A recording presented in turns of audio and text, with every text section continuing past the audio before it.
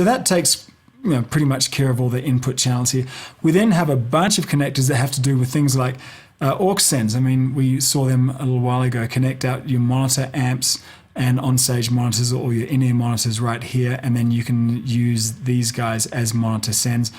I mean, as you go through here, you'll start just kind of guessing what some of these guys are. Main insert, that's a great setup here. So you use these breakout cables like this, plug this into here, and if you had two of these, then you could break into your main outs, and I would assume you'd be able to place, say, a stereo compressor across your main mix by using two insert cables in here, strapping a compressor across your main out.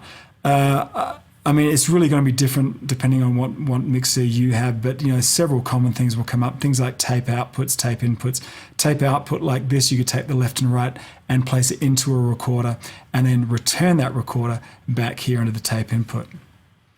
I won't spend too much time going through each and every jack right here because frankly it'll be different on your particular mixer, but I hope that we tackle the main parts of a mixer, so that if you see something like maybe a subgroup insert, you'll know kind of what it does. You'll be able to intuit that.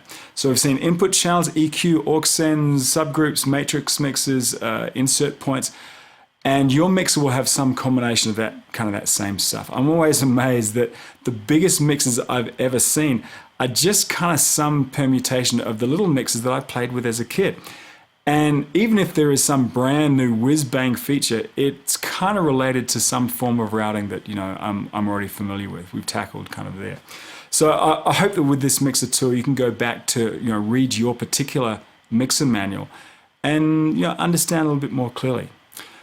So all of this is pretty easy if everything's working perfectly. But if you really want to make the mediocre bucks, you'll need to be able to solve problems and troubleshoot when everything goes south, and trust me, it will go south. Let's go ahead and move on to the troubleshooting section.